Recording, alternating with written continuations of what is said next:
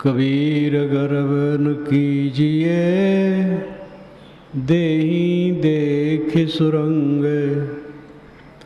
बिछुरे पर मेला नहीं, ज्यों के चुली भुजंग। सद्गुरु कबीर कहते हैं, देह की चमक को देख करके भूलो मत।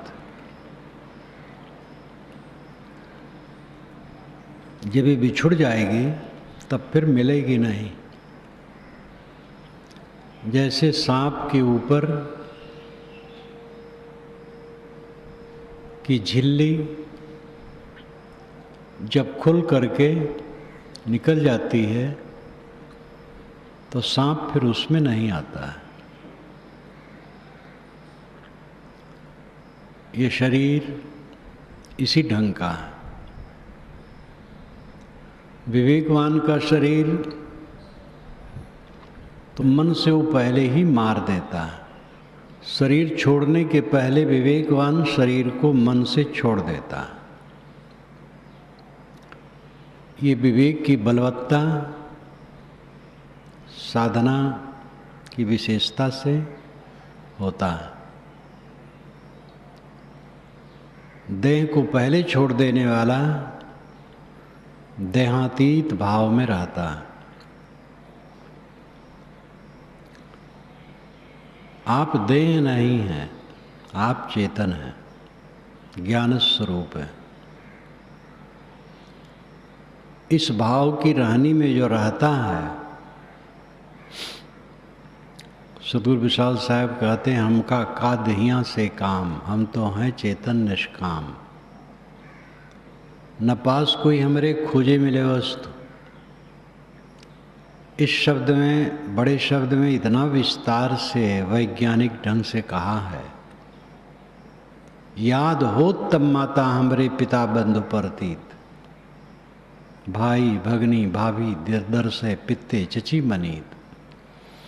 जब याद होता है तो लगता है मेरे माता पिता थे, भाभी भगनी चचा इत्यादि थे। देह का जितना संबंध है घर द्वार का, याद होने पर निकट लगता है। बचपन से जिस घर में रहे, जिस कमरे में रहे, वो घर कमरा खत्म हो गया, दूसरे ढंग से बन गया। जिन गलियों में हम घूमे और खेले, वो गलियां सदा के लिए छूट गई हैं। उन गलियों में भी परिवर्तन हो गया। 50 वर्ष के बाद कहीं कोई जाए तो वहाँ की गलियों में परिवर्तन पाएगा, कई जगह वो परिवर्तन पाएगा। 20 वर्ष के बाद जाने पर बहुत से लोग नहीं मिलते हैं। मृग मरीचिका की तरह, जल बुलबुले की तरह सारा दृश्य प्रतीतमान आभास मात्र है, प्रतीत होता है, मेरे में नहीं। एक दर्शन ये कहता है ये जगत तीनों काल में है ही नहीं। दूसरा दर्शन कहता है जगत तीनों काल में है लेकिन बदलता है, मेरे में नहीं है वो। जगत में जगत तीनों काल है, आत्मा में जगत नहीं है। और यही तथ्य है, मेरे में जगत नहीं है, जगत में जगत है, लेकिन वो एक रूप रहने वाला नहीं है, बदलता रहता है। जो एक रूप नर है उसमें कौन विश्वास किया जाए। देह एक रूप रहने वाली नहीं, और क्षण ही में चली जाती है।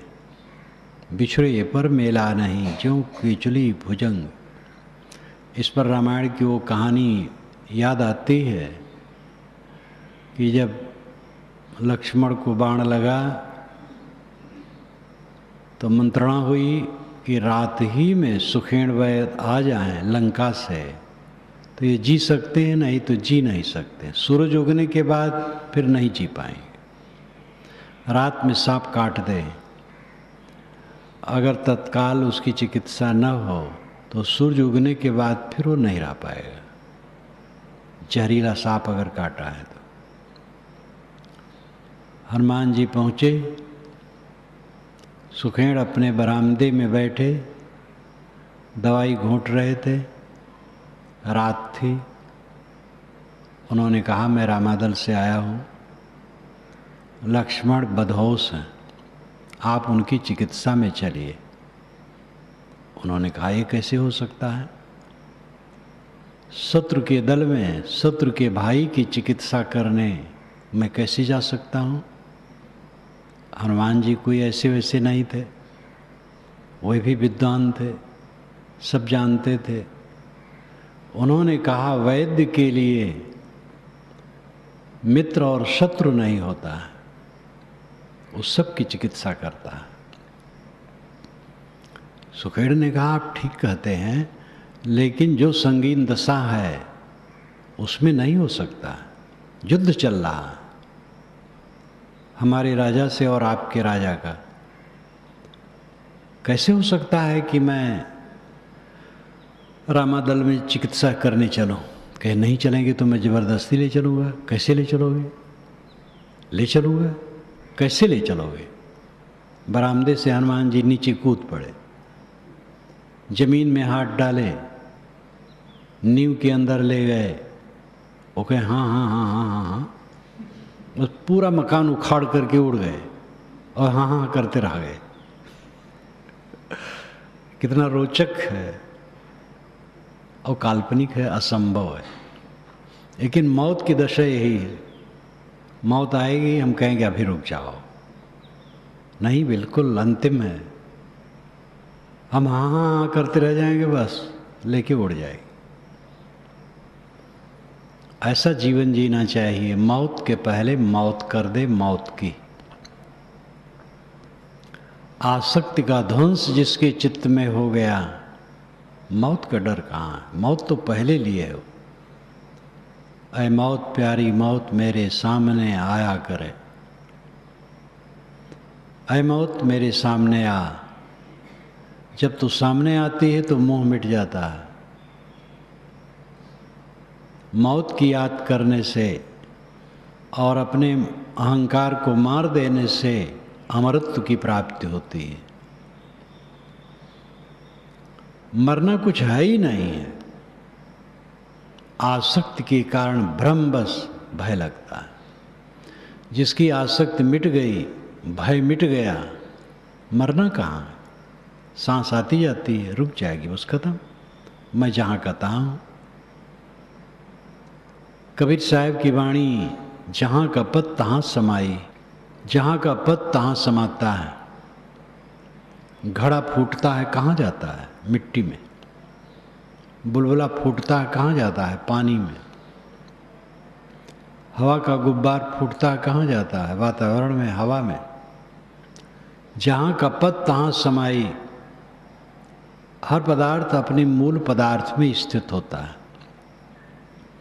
आधार आधे, घड़ा और जमीन का आधार आधे संबंध है।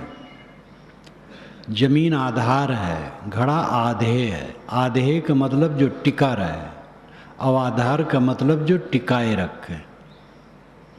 जमीन पृथ्वी आधार है, घड़ा आधे है। जो निराधार है, ना आधार है ना आधे है, वो किस में टिकेगा? वो अपने आप में टिकेगा। आत्मा ना आधार है ना आधे है, वो निराधार है। इसलिए वो अपने आप में स्थित है। शरीर रहते रहते स्थित है, शरीर में है, अपने स्वरूप में स्थित है। शरीर छूट जाए, अपने स्वरूप में है।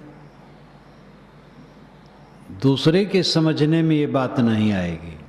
जो इस दिशा में पहुंचेगा वो अनुभव करेगा। यही निर्भय पद है। यही ज्ञान जीवन में सुखदायी है और मृत्यु में सुखदायी है। वही ज्ञान है जो जीवन भर सुख दे और मरते समय सुख दे। मरना जीवन का छोर है, उसको जीवन से अलग नहीं कर सकते हैं। मरने का दिन रिजल्ट का दिन है, उसके लिए पूरी तैयारी करनी चाहिए। प्रमाद बिल्कुल न करो, प्रमाद करोगे तो फेल हो जाओगे। सब तरफ से सारी आसक्ति छोड़ दो।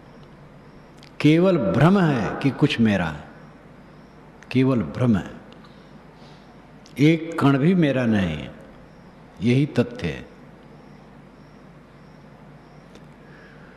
कबीर नौबत आपनी दिन 10 लेहु बजाए, यह पुरपट्टन यह गली बहुरी न देखो आए।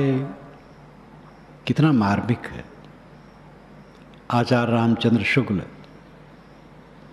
जो कबीर के आलोचक हैं, अब आलोचक ही नहीं हैं, कटु आलोचक, कुटिल आलोचक।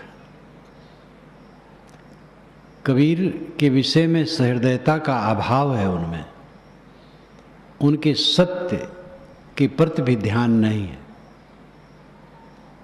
लेकिन कहीं कहीं तो प्रभावित होते हैं। उन्होंने इन साखियों को उद्धृत करके कहा कि यथार्थ है, जीवन की सच्चाई है। कबीर नौबत आपनी दिन 10 लेहु बजाए। नौबत फारसी भाषा का शब्द है। नौबत का अर्थ है दशा, स्थित। उनकी क्या नौबत है। और इसको इस ढंग से भी प्रयोग किया जाता है, दुर्दशा। मैं वहाँ गया, मेरी नौबत हो गई, दुर्दशा हो गई। नौबत का अर्थ है मांगलिक बाजा। राजाओं के दरवाजे पर नौबत खाना होता था, ऊंचे दरवाजे के दोनों तरफ कमरे होते थे, दोनों में नगाड़ा बजाने वाले होते थे, कुशल, जो प्रातः बजाते थे। यहाँ नौबत का अर्थ है मांगलिक बाजा। साहब कहते हैं अपना मांगलिक बाजा 10 दिन बजा लो, दिन 10 लेहु बजाए। यह पुरपट्टन यह गली बहुर न देखो आए। इस सच्चाई को समझो। जो यहाँ से उठते हो, प्रीतम नगर सड़क में चले जाते हो, प्रीतम नगर से आगे जीटी रोड पकड़ करके इलाहाबाद के चौक में चले जाते हो, ये देखने को नहीं पाओगे। यहाँ रहने वाले कितने हैं जो अब नहीं देख रहे हैं। सबकी यही दशा है। यह पुरपट्टन यह गली, पुर का मतलब है गांव, पट्टन का मतलब बाजार, और गलियां बहुर न देखा हुआ। तथागत बुद्ध पाटलिपुत्र से गंगा पार करके उत्तर गए वैशाली। वैशाली वैभव संपन्न राजधानी,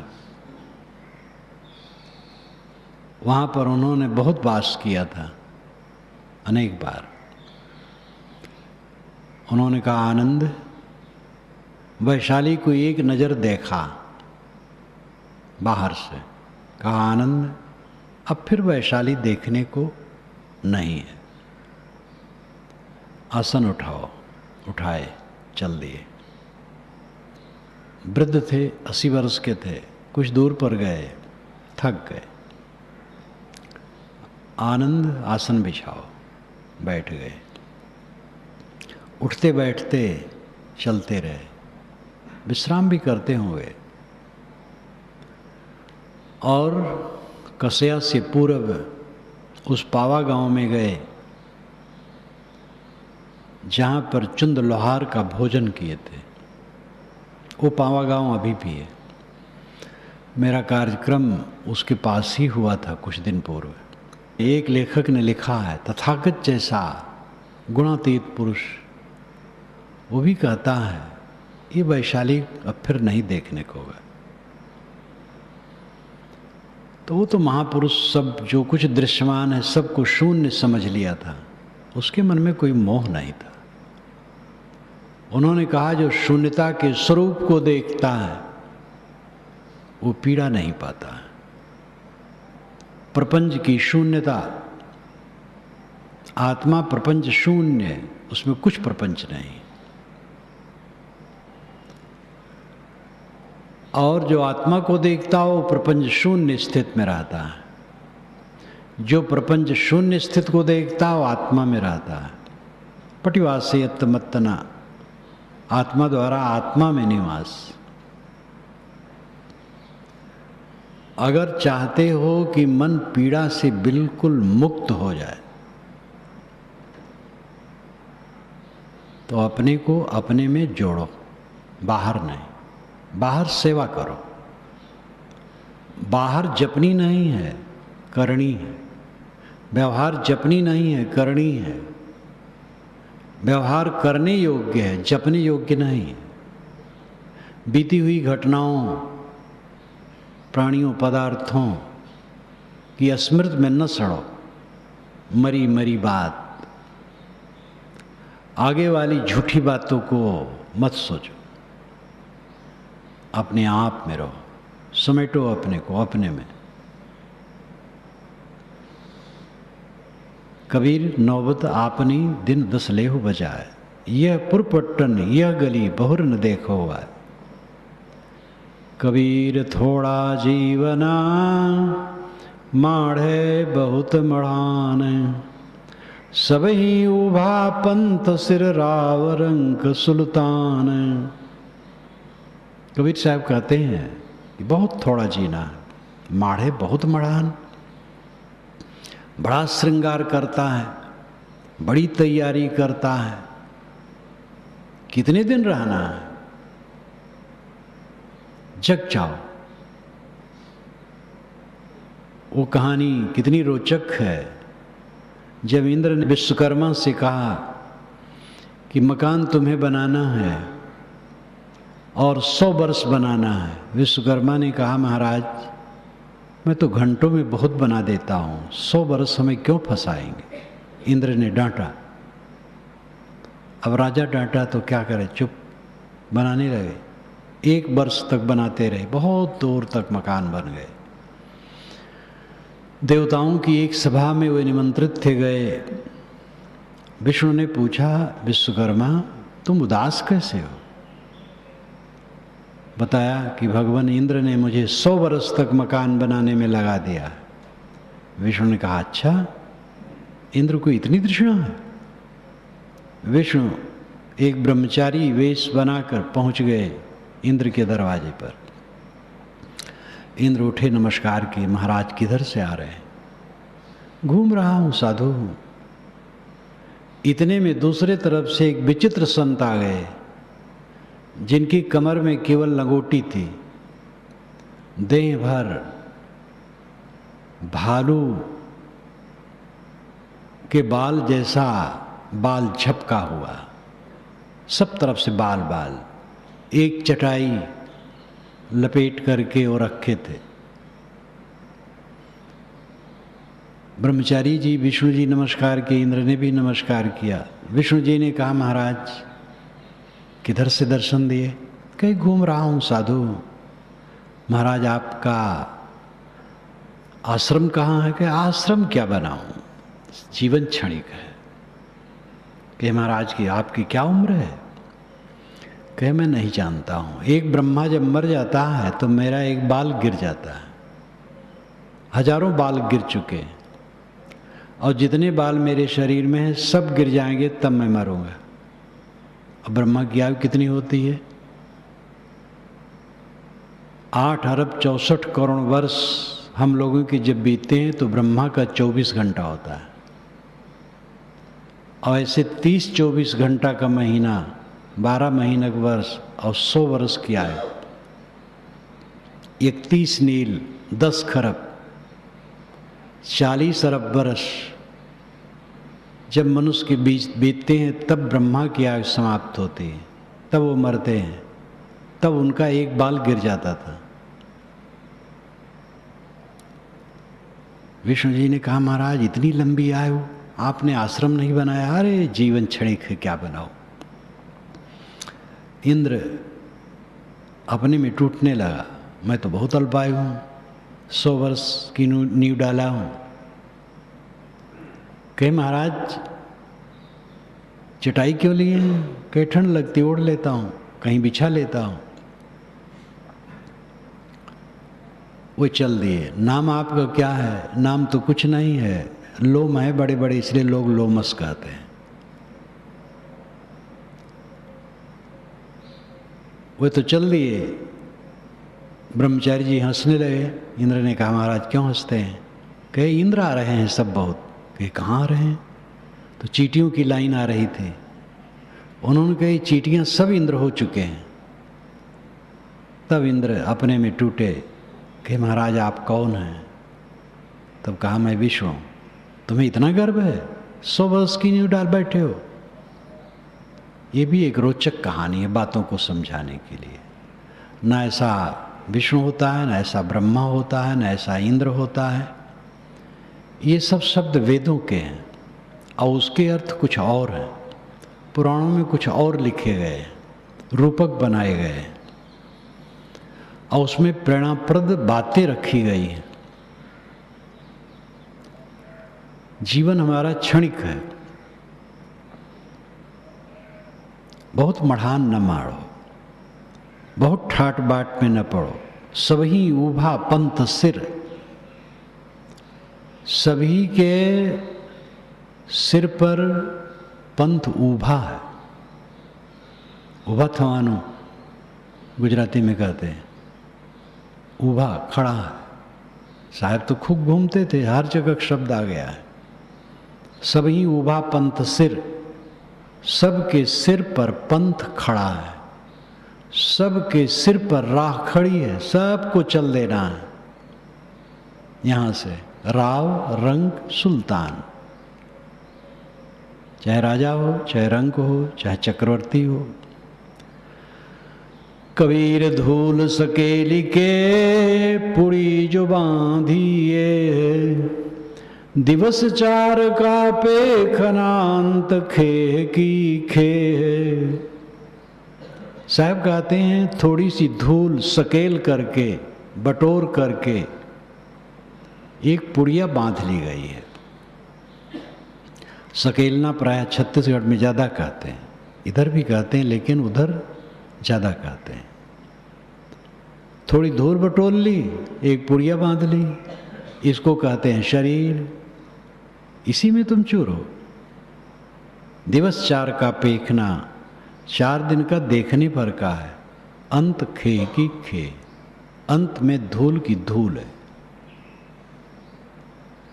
केवल सच्चाई समझना है, कुछ कल्पना नहीं करना है, गढ़ना नहीं है। धूल को धूल समझ लो, जग गए। धूल को कुछ और समझे हो, यही भ्रम है। स्वामी शंकराचार्य ने कहा है कि जब दृष्टि भ्रमित हो जाती है तो सांप को आदमी रस्सी मान लेता है और उसको पकड़ लेता है तो अनर्थ व्रातः, अनर्थ व्रात, अनर्थों का समूह उसके ऊपर गिर पड़ता है। व्रात कहते हैं समूह। उसी प्रकार अविवेक के कारण देही को निज स्वरूप मान लिया, इसलिए सारा संताप है। उपनिषद के ऋषि कहते हैं आत्मानं चेद विजानीयात् अयमस्मीति पुरुषः किमिच्छन् कस्य कामाय शरीर मन संजरेत। आत्मानं, आत्मा को, चेद विजानीयात्, चेद यदि, विजानीयात् जान लिया। आत्मा को यदि जान लिया, अयम अस्मीति पुरुषः, अयम अस्मि इति पुरुषः, अयम यह, अस्मि हूँ इति ऐसा पुरुष, पुरुष। मैं तो यह चेतन पुरुष हूँ। यदि आत्मा को जान लिया कि मैं तो यह चेतन पुरुष हूँ, देह नहीं हूँ तो किमिच्छिन्न, किस इच्छा से, कस्य कामाय, किस कामना से, शरीरम अनुसंजरेत, शरीरम अनुसंजरेत, शरीरम अनु नाम पीछे, शरीर के पीछे लगा, यहाँ पीछे का अर्थ है मोह करके, शरीर में मोह करके जरेत, जलें, क्यों जलें, शरीर में मोह करके क्यों जलें? जब जान लिया कि यह मैं चेतन आत्मा, शुद्ध चेतन पुरुष हूं, तब कौन सी कामना, कौन सी इच्छा को लेकर के जलता रहे? दुनिया की कौन सी कामना आपको सुख दी है जलाने के अलावा? कबीर मंदिर लाख का जड़िया हीरा लाल, दिवस चारिका पे खना बिनस जाएगा काले।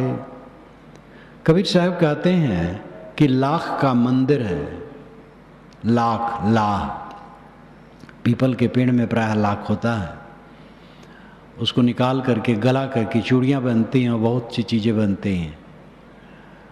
आग लग गई तो पिघल करके तुरंत बह जाता है। ये शरीर लाख का मंदिर है। हाँ, इसमें हीरा लाल चढ़ा है, इसमें आत्मा है।